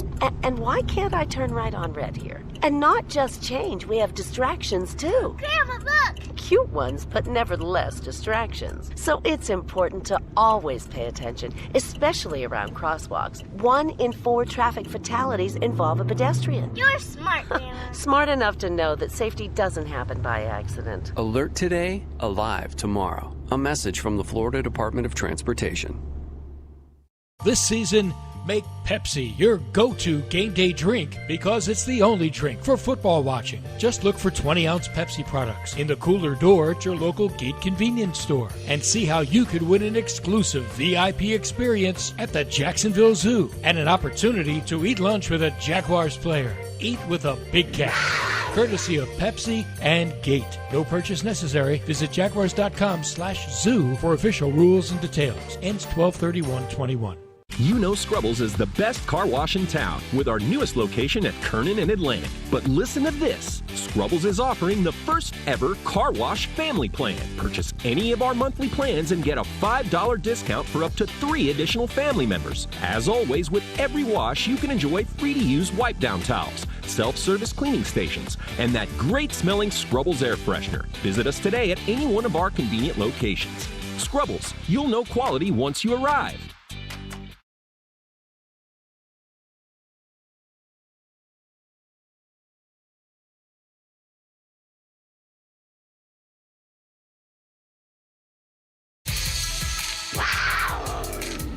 Welcome back. The Urban Meyer Show continues along the Jaguars Radio Network. We're back. It's the Urban Meyer Show. JP Shadrick, Jeff Lageman, and Jaguars head coach Urban Meyer. The Jaguars hosting the Houston Texans this Sunday at TIAA Bank Field. Only 2 more home games to go in this regular season, and with the last time the Texans faced you was back in Week 1. I mean, how much can you take away from the tape of that game. It's a totally different team, it feels like, down in Houston. Yeah, they're different. We're different, and we didn't play well. That was the first time out of the chute, but it's completely different. They've either lost players or traded or moved on from some people, but what they're doing is playing pretty good defense. You watch what happens in the games. I just got to watch about 4 games, but the Phoenix Cardinals, I'm not sure they had a yard in the first quarter. And then what happens, a team like Phoenix, Kyler Murray starts running around and making plays, but their defensive front, led by number 97, is very strong. They're 4 down. Lovie Smith's the D coordinator. I got great respect for him. I coached against him many times in college. You have number 51. This is interesting to watch. He's just a all-purpose linebacker. He's a little undersized, but, man, he's in the backfield. I think that he leads with tackle for loss for him. But he has a knee and he has COVID, so we don't know if he's going to play at this date. But he's a really good player. And so they're I would imagine they're like us. They are swinging as hard as they possibly can for a win. Last week was, Urban, the first time at the NFL level that you have had a second game against the same team in the regular season. What do you learn from that, and what do you carry into the next opportunity with a second matchup against another division opponent? Yeah, it's the first time for me, and this was so long ago, and the teams are so different. Of course, you watch it. The one thing is, their D coordinator is so sound in what they do. So you do fundamentally see the same things, but a lot of the players are different. We're certainly a different team than we were back then. So I would imagine as you play closer to each other, which we're going to do that here soon with the Indianapolis, that will be a little different. Yeah, definitely different when it comes to the quarterback position. Tyrod Taylor was the quarterback week 1, and they have now committed the rest of the season to their 3rd-round pick out of Stanford, Davis Mills. What do you see from him, and what do you see from that Texans offense with him just getting his 7th career start? Yeah, he threw for 300 yards in the last game. A lot of it was screens and underneath. I see an accurate passer. I see a guy that they're managing a little bit like what we try to do with a young quarterback and not put him in harm's way the best we can, and a guy that's very accurate. That's what I see. And, another thing to watch is Rex Burkhead. He's one of those all-purpose guys. It's tough. I remember coaching against him as well at Nebraska. Just a tough guy, but he's also dinged up right now. So we're not sure. Oh, the one player on offense, number 13, that's their home ball. Yeah, home Brandon ball. Cooks. Yeah, he's outstanding receiver. Yeah, there's one other guy on the offense, Urban, I got to bring up because it makes me feel old. Andy Heck's son. Okay, Andy Heck, and I don't know if you remember, Andy Heck played at Notre Dame and was a first-round pick, the Chicago Bears. Hate to say this, we give him a hard time about it. He's the one that gave up all those sacks to Derek Thomas for a single-game record. We used to joke with him a little bit about that. But Andy was an offensive line coach here with the Jaguars and had his sons grow up right here in Jacksonville and went to bowls. And Charlie Heck, who is the starting right tackle for the Houston Texans, was a Bowles kid, and that's Andy Heck's son. That's making me feel kind of old. Small world. Well, I met Andy Heck before, and obviously a Notre Dame guy that I am. Great respect. I did not know that. I would have thought you said there's no way he gave up that many sacks.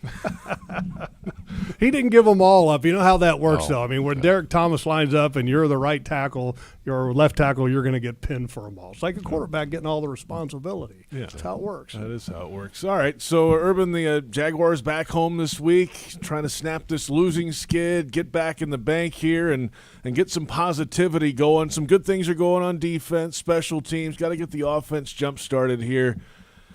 Let's get it going down the stretch here. 4 to go. Let's get it going down the stretch, and I know I always say that, how much you appreciate people coming out, and I promise you got people working their tail off. We're gonna flip this thing, and right now the defense is, just see the way they're walking around. They're very confident in how they're playing. We have to get that same confidence back in the offense, because at one point we had that and we lost it, and we got to get it back. Urban, thanks for the time. Good luck to you this week. Appreciate it. Thank you. Head coach Urban Meyer back with more on the Urban Meyer Show on the Jaguars Radio Network. Jaguars fans, here's a great way to pay with pride wherever you go. Exclusively from TIAA Bank, the Jacksonville Jaguars Visa debit card comes with a fierce look and fantastic features, along with the convenience to make purchases online or at millions of locations worldwide. And it's yours, free, when you open a Yield Pledge checking account. Order yours today. Visit TIAABank.com/JagsCard TIAA Bank is a division of TIAA, FSB, member FDIC, and the official bank of the Jacksonville Jaguars. That sound is every driver's worst fear. How much will the repairs cost? Is it your engine, your transmission, or worse? A car breakdown could cost you thousands to repair, but not if you have CarShield. CarShield administrators pay your claims directly to the mechanic or dealer of your choice, saving you time and money. Call CarShield today before your next breakdown. Call 800-471-1223, 800-471-1223. Enjoy fall savings going on right now at Renewal by Anderson. Buy one window or patio door and get one 40% off, plus $50 off each window and door. There's no money down, no payments, and no interest for 12 months. Designed to withstand the harshest weather environments. Visit rbafla.com for more. This offer expires December 31st and restrictions apply. Renewal by Anderson, the official window and door replacement company of the Jacksonville Jaguars. License number CGC 1527613. Pinpoint, the official signage partner of the Jacksonville Jaguars, helps business decision makers like you maximize the impact of their brand. Your company's identification, advertising, and even the words you use make an impression on your clients. With Pinpoint as your coach, you can make sure it's a good impression. Pinpoint provides the creative design and production services for anything you need to enhance your brand, from custom signage to complete marketing solutions. Step up your game with Pinpoint and create the ultimate brand experience for your clients. Visit experiencepinpoint.com.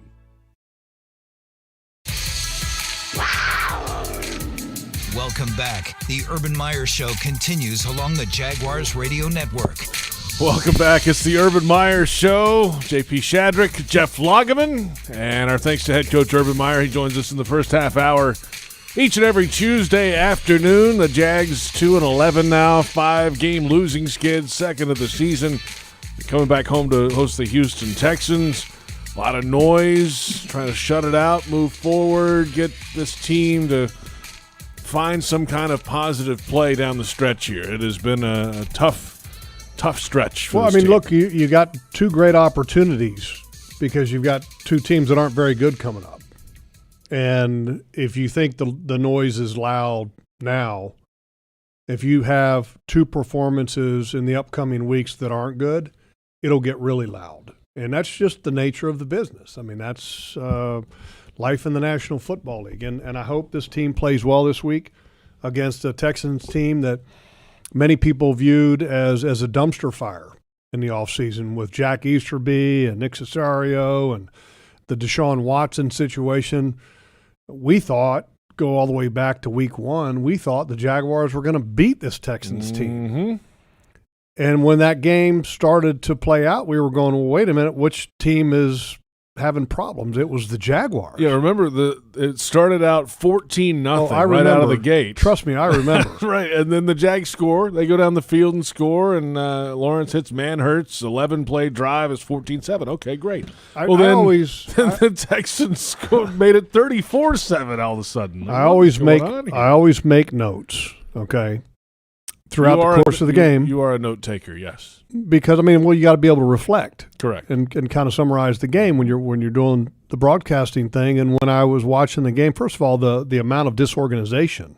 That's right. There were guys coming on late. They had to use timeouts on defense. 12 men on the field. I mean, all of those things were kind of into play, and you were sitting there going, "Wait a minute, this is not a disciplined team." I mean, it looked like it was the first time that they ever even rehearsed something.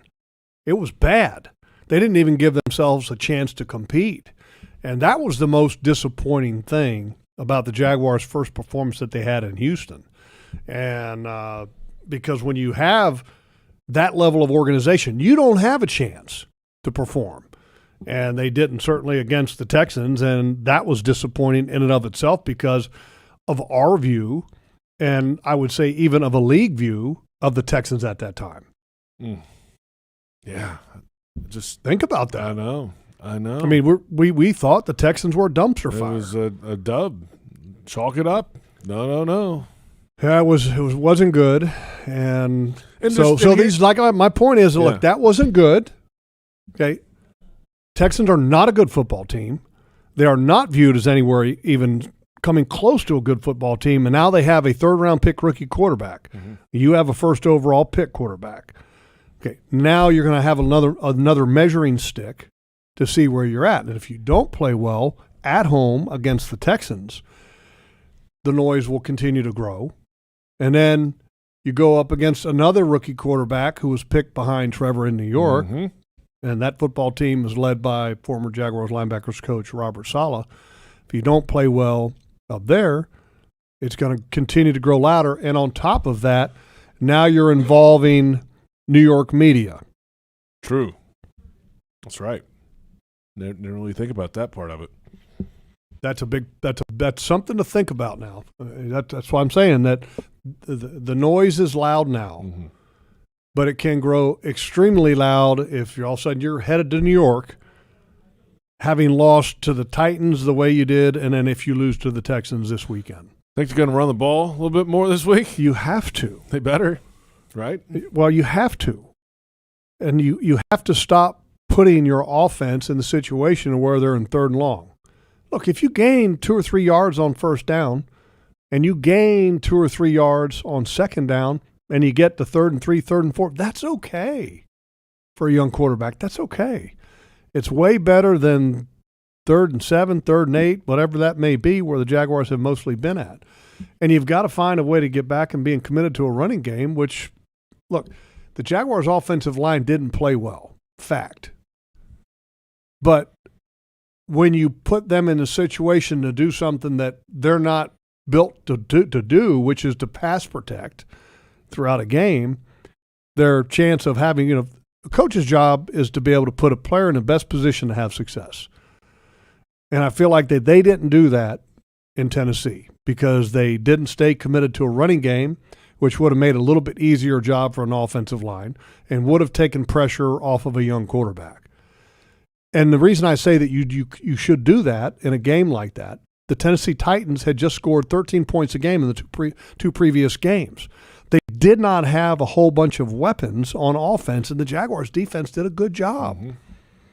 So if you just got a little bit better on offense, and if you stuck with the ball on the ground, and you gave the ball to your best player, oh, by the way, which is James Robinson, you would have had a much better chance of success as opposed to only running the ball 7 times to the running backs and then throwing the ball a bunch. So, we asked Urban about all the run, and he said, look, it's got to get fixed. I mean, that's, I don't want to be Captain Obvious, but that's pretty apparent. There's no doubt about that. We'll return and touch on the defense a little deeper. Dive, if you will, into the defense. And they played okay. No, they played better than okay. They played pretty good. Pretty good? Yeah. Yeah, no, I would agree with that. Look, I didn't like the first drive of the game. Right. First couple drives of the game, but then they all of a sudden second half was great. I just give them credit for staying committed. Let's come back and get into that. This is the Urban Meyer Show on Jaguars Radio.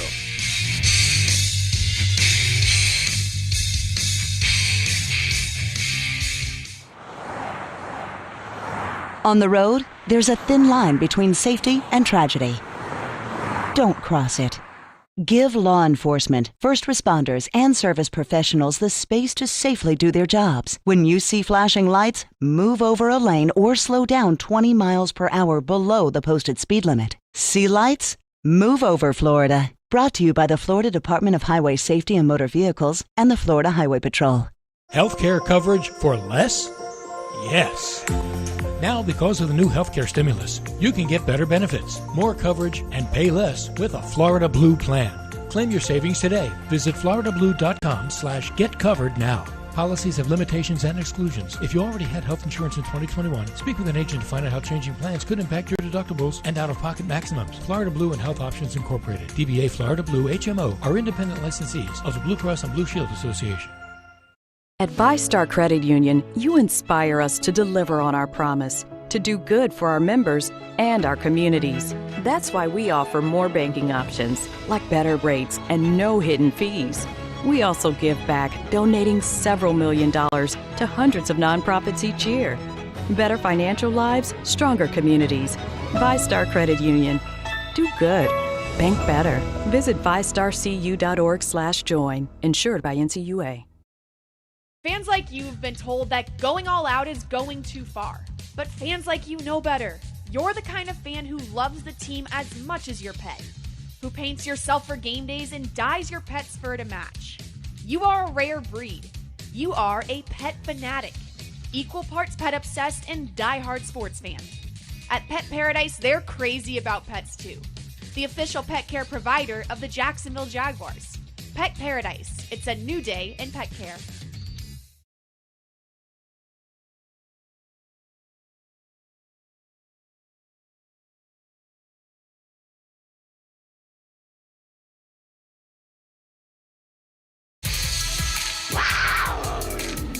Welcome back. The Urban Meyer Show continues along the Jaguars Radio Network. Welcome back. JP Shadrick with Jeff Lageman. Head coach Urban Meyer joins us in the first half hour every Tuesday. This is the Urban Meyer Show. The Jaguars face the Houston Texans in Week 15 coming up. A 1 o'clock kickoff time this Sunday at TIAA Bank Field. A battle of 2-11 teams. The bottom of the AFC South. The Texans are trying to, scrape it down to the bottom. What are the Jets at? The Jets? What is their record? It's better than this one, I think. So, they got 3 wins, right? Yeah, the Jets are 6-7. No, 3-10. 3-10. And then the Lions they have 1-11-1. Yeah. Okay, so this is not the bottom of the barrel game yet. Well, because Detroit is still there. That's right, but it will. It's the worst matchup in the league. It'll affect the draft order for at least another week. Sure. I mean, it's the worst matchup in the league this week. Correct. Yeah. Jaguars defense.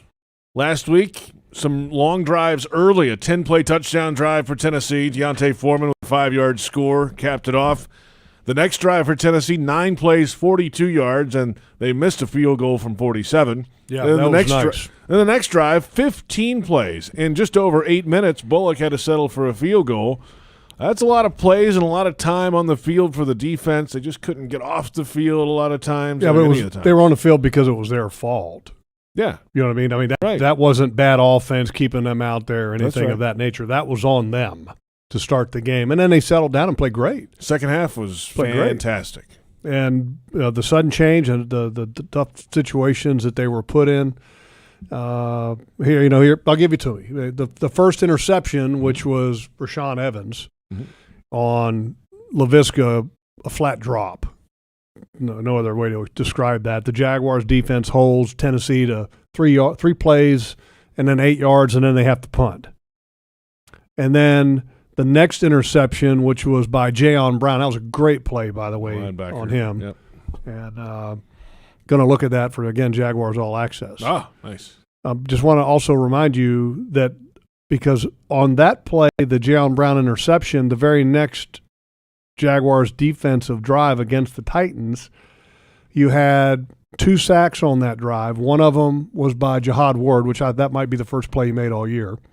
And then another one by Roy Robertson Harris. And Roy Robertson Harris got that sack on a 3rd and 5, I think it was, and it was a great job in press coverage. Going to look at that on Jags Wired tomorrow night, because Roy gets the sack because it's an excellent call by Joe Cullen, but it's also excellent execution by the corners on the outside because they're playing bump and run, and their bump and run, they really don't allow the wide receivers to get to the run part. I mean, literally, they just jammed them and bumped them, and that was kind of where it ended. And so Tannehill then goes to find something else, and by that time, Roy Robertson Harris has beaten the backup left guard like a redheaded stepchild, and then bam, he's down. I mean, it's a great play. And by the way, I can say that because I got red-haired in the family. Okay. Yeah, so I'm allowed to say that. Okay.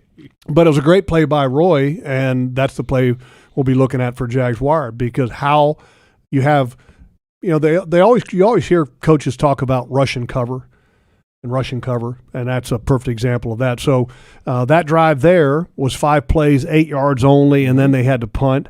The next interception was Fulton. Yep. He makes then it's 3 yards, 3 plays, 2 yards, and then a punt. And then the very last one by Buster Screen, Tennessee goes 4 plays, goes 3 yards, and then the field goal of 29 yards. I mean, that's outstanding. It's really good. Sudden change defense to allow only 3 points and 21 yards on 4 giveaways by your offense. I mean, as a defensive coach, if you were asked that, you say, hey, we still got a chance to win. It's good. It's a good thing, and as we mentioned a little earlier, that a lot of these defensive players, especially the guys they signed this past offseason, are multi-year deals. If you have some positive play like this and some of those guys are stepping up and playing pretty well, that's at least something you can build upon moving ahead, not only this season but in the seasons ahead. Now, you have some other holes to fill. Well, you still want guys to get better. Like I want to see more out of Josh Allen here down the stretch. I want to see more out of Miles Jack. I want to see Caleb Von Chazon. I want to see him start to progress. I mean, it's Smoot is outperforming him. Smoot is outperforming Josh Allen right now. He's just solid every week. Damian Wilson is outperforming Miles Jack. So I want to see those other guys raise their level of play in the last 4 games. When we return, Trevor Lawrence talk. Jaguars quarterback threw 4 picks last week. He's got a lot of weight on him right now. I mean, you talk about the noise being loud for an organization. I mean, can you imagine how much noise? And look, I'm sure he's great at it, but should he have to be dealing with the noise that we're hearing and the organization is hearing? I mean, it's not exactly the optimum situation for a rookie to thrive in. This is the Urban Meyer Show on the Jaguars Radio Network.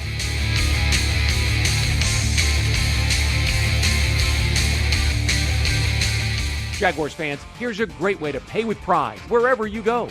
Exclusively from TIAA Bank, the Jacksonville Jaguars Visa debit card comes with a fierce look and fantastic features, along with the convenience to make purchases online or at millions of locations worldwide. And it's yours, free, when you open a Yield Pledge checking account. Order yours today. Visit TIAABank.com/JagsCard. TIAA Bank is a division of TIAA, FSB, member FDIC, and the official bank of the Jacksonville Jaguars. It's been around longer than your quarterback. When you put it on, everyone knows it's game time. So legendary, it deserves its own Hall of Fame. Members-only jackets, undeniable quality and style for over 45 years. Scratch and claw your way over to membersonly.com. Get ready for football season with a jacket that can only be summed up in one word: iconic. Use discount code Jaguars at checkout for 35% off on all iconic racer jackets. Members only. When you put it on, something happens. Jaguars fans are gearing up and saving big at Fanatics.com. The world's largest collection of officially licensed fan gear from all the leagues, teams, and Jaguars players you love. Shop the most trusted brands, exclusive designs by Fanatics, and autographed collectibles from today's biggest stars. Join Fanatics Rewards today and earn fan cash on every purchase. Shop now and get today's special offer. Fanatics.com. Officially licensed everything. Great teams leave it all on the field. But with the powerful towing and payload that Ford F-150 delivers, you can take it all with you, too. No wonder Ford F-Series is America's best-selling truck 44 years straight. The 2021 Ford F-150. Built for greatness. Visit your local Ford dealer or buyfordnow.com. Based on 1977 to 2020 calendar year total sales. Your family isn't like anyone else's. Your home shouldn't be either. At Dreamfinders Homes, you can build the home of your dreams in one of their 30-plus communities in Northeast Florida. Choose from luxury single-family homes or maintenance-free townhomes from the 200s. Dreamfinders specializes in homes built to fit your lifestyle. To find out more, call 904-738-0165 or visit dreamfindershomes.com. We paid how much for those lessons? Shh, she's doing great. Oh, yeah, totally. Can you pass me a Pepsi Zero Sugar? Great job, honey! Oh, look at that. That's not the end. No way. Now it's time for the encore. You know what? You're right. 5 times? Not enough times. For everyone who traded in rock concerts for their kids' recitals, you've compromised enough. Pepsi Zero Sugar. That's what I like. Welcome back. The Urban Meyer Show continues along the Jaguars Radio Network. JP Shadrick, Jeff Lageman, and this is the Urban Meyer Show. Head coach Urban Meyer with us in the first half hour every Tuesday, as he was earlier today. Jaguars face the Houston Texans coming up this Sunday at TIAA Bank Field. Still rehashing last week's loss, 20-0. The final score against the Tennessee Titans. The Jaguars offense, for the third time this year, held under 200 total yards. And they were shut out for the first time since 2009. Trevor Lawrence threw 4 interceptions in the game. Well, all those came in the second half. 3 of them came down by 17, or all 3 of them came down by 17-0. The Titans added a field goal after the 4th interception, and so, it's... You think about this too, JP, is that they had at the half offensively 84 yards. That's it. But you remember the very last play of the half? It's like 30-something yards. Yeah, like it was a 31 yards. Stat padding dump off to Marvin Jones Jr. underneath. Right. That's right. I'm kind of curious. Is that, look, if you're down 10-0 and you've got the ball at midfield, what's the sense of throwing the ball underneath? Look, I get it if it was like, okay, you throw it underneath and you get a convoy in front of them and kind of like a flying screen. Wedge or something. Yeah, exactly. Right? Yeah. But you didn't appear to have that plan. There was nobody running in front of Marvin Jones Jr. So my question to that would be, what's the point of running it? To get 31 yards so that the statistics at the end of the game don't look as bad? Because in that moment, shouldn't you try a Hail Mary? At least get it close to the end zone somehow. Or something that would give you, and look, I know the percentages are very small. For some miracle play, the Boston College play against Miami. Yeah, right. Okay, I get it. Hook and ladder or whatever, right? Yeah. But don't you try something at midfield? Instead of just, okay, let's throw it underneath and we gain 31 yards. Look, I know that how first halves can be poor performances and downright pathetic sometimes. But, man, what's wrong with going into the half and all of a sudden you stole 7 points and you're down by 3. And you get the ball back. And you get the ball back and you just stole a score. Maybe you get an interference, and because here's the thing. If you get an interference on a Hail Mary, what do you get with 0 on the clock? You get a free play. Yep. So why would you not try something down the field at that stage of the game instead of a dump off underneath? I mean, that was a curious call. There was another one, I think it was a 3rd and 8, and then you essentially run like a read option to Carlos Hyde. And when it happened, I was like, wow. Or they thinking they gained 4 or 5 yards, and then it's 4 down territory there, maybe. I don't know, but I mean, Norwell was kind of almost pass protecting blocking. You know what I mean? He wasn't driving as like a run block on his own. He was kind of setting, as was Cam Robinson. So that was like, wait a minute, what's that for? So anyway, some curious calls in the game, and I'm not trying to pin it on anybody. I'm just saying is that, look, if you want to maximize your opportunity in a game, I mean, you got to try to take advantage of some situations, and I felt like that they missed on some opportunities in that game. Obviously, there's a lot of pressure on every NFL player, every NFL coach to perform and deliver week after week and week after week after week. It has not gone well for this team. Trevor Lawrence was the number 1 overall pick. His statistics the last month and a half have not been that great. Man, if I was him, I would be lining up a trip to get away after this season. Yeah, clear your mind. I mean, I'm serious. I'm not joking. I mean, I'm being serious here. Right, because he's got the most of anybody, I think, just because of that status, who he is. He is the future franchise quarterback, and all that comes with it. And things aren't going well right now. No. And the noise is loud. It's always loud for a rookie quarterback when they're starting right from the get-go. I mean, that's a tough ask. I mean, that's I've been around young quarterbacks and have seen them play, and it's the hardest position to play in all of professional sports, and there's nothing that comes close to it. I can assure you of that. And so for a young quarterback to be able to deal with that on a team that's just okay, that's a lot. But then to have all these other things that are happening, I think it makes it even more difficult, and it makes it even tougher for a young quarterback to have success because you're not just dealing with just the typical things. You're dealing with other things too. The questions about, your coach, or there's questions about your running back and why is he not on the field?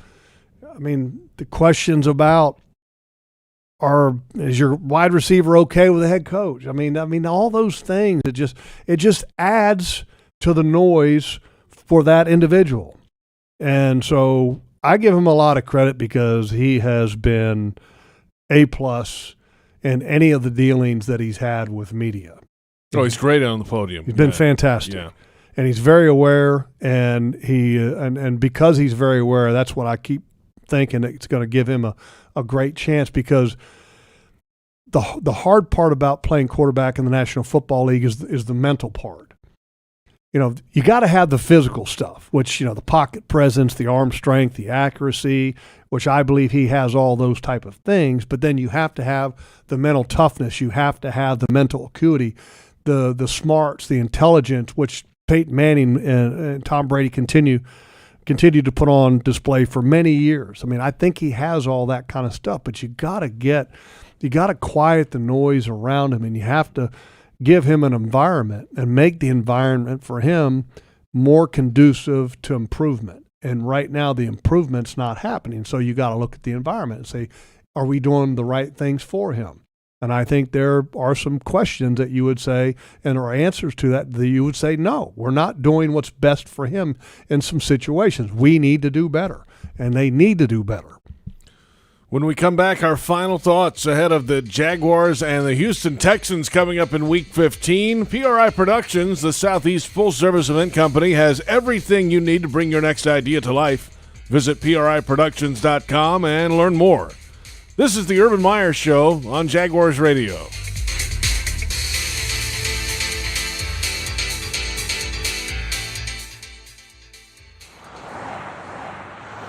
On the road, there's a thin line between safety and tragedy. Don't cross it.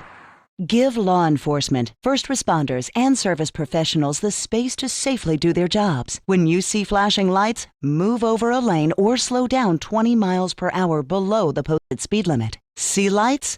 Move over, Florida. Brought to you by the Florida Department of Highway Safety and Motor Vehicles and the Florida Highway Patrol.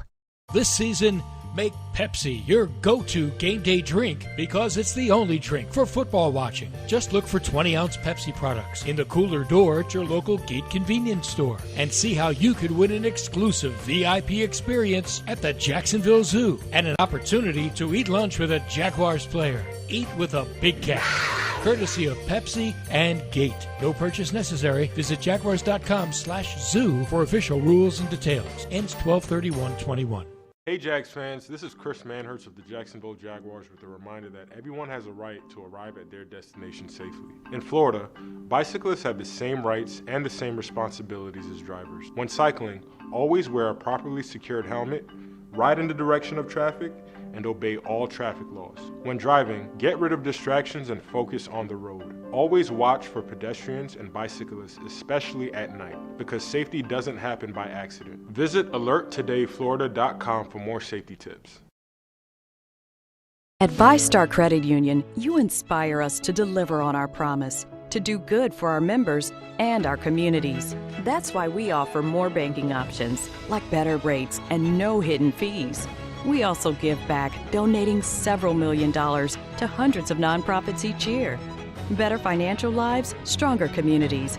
VyStar Credit Union. Do good. Bank better. Visit vystarcu.org/join. Insured by NCUA.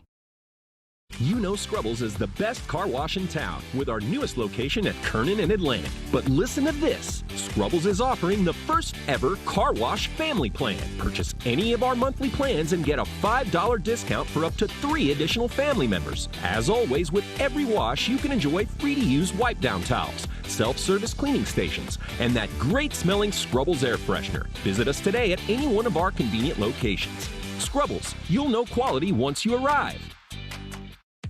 At Tropical Smoothie Cafe, One taste and you're feeling good now, smiling wider now, seeing brighter now. Bucket dunking now, namasteing now. Popping a wheelie now, living lighter now. You're on Tropic Time now. And on Mondays, try our Jaguars Duval Delight Smoothies for $2.99. And you're roaring louder now, end zone dancing now, sipping spirit now. You're on Tropic Time now at Tropical Smoothie Cafe.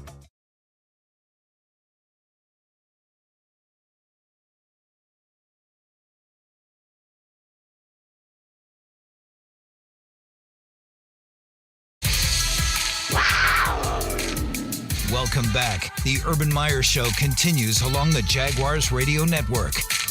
Welcome back in. Final moments of the Urban Meyer Show. JP Shadrick, Jeff Lageman, head coach Urban Meyer with us in the first half hour every week. This week, the Jaguars face the Houston Texans. 2-11 teams going at it. Sunday, 1 o'clock.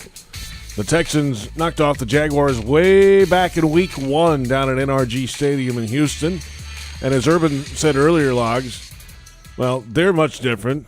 Way different. The Jags are much different, too. Jaguars aren't that different than the first meeting. Kind of different. How so? Sharks got out. Okay. You got some offensive line things going on right now. Yeah, but I mean, it's the same offensive line. Tight ends. They're not around. I mean, you had James O'Shaughnessy in the first matchup. You didn't have Dan Arnold in the first matchup. So it's actually it's a very similar Jaguars team, but it's a very different Texans team.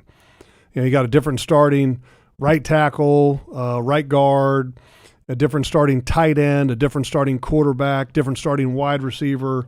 So there's been a lot of change. And then on defense I mean, you traded a linebacker, you cut one of your all-time leading sackers, and who went on to Green Bay, and Whitney Merciless. I mean, so there has been significant change with the Texans. But, you go back to what some of the commentary was from their general manager, Nick Caserio, and he talked about that this season is more process-driven than it is about results-driven, which basically he was preparing the fan base that we're going to suck, and we're just going to let you know up front because we know we've got a lot of building to do.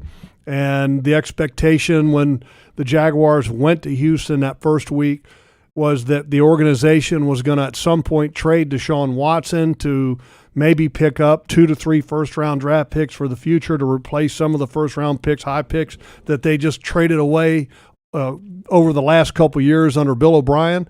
Well, Deshaun Watson's still on the roster, but he is not playing at all. They've got a rookie quarterback, third-round pick who's starting. So, yeah, the Texans are much different. And I like their head coach, though, David Culley. I think he's handled a very tough situation pretty well. And that's not easy to do, I can tell you that. But he's been around the league a long time.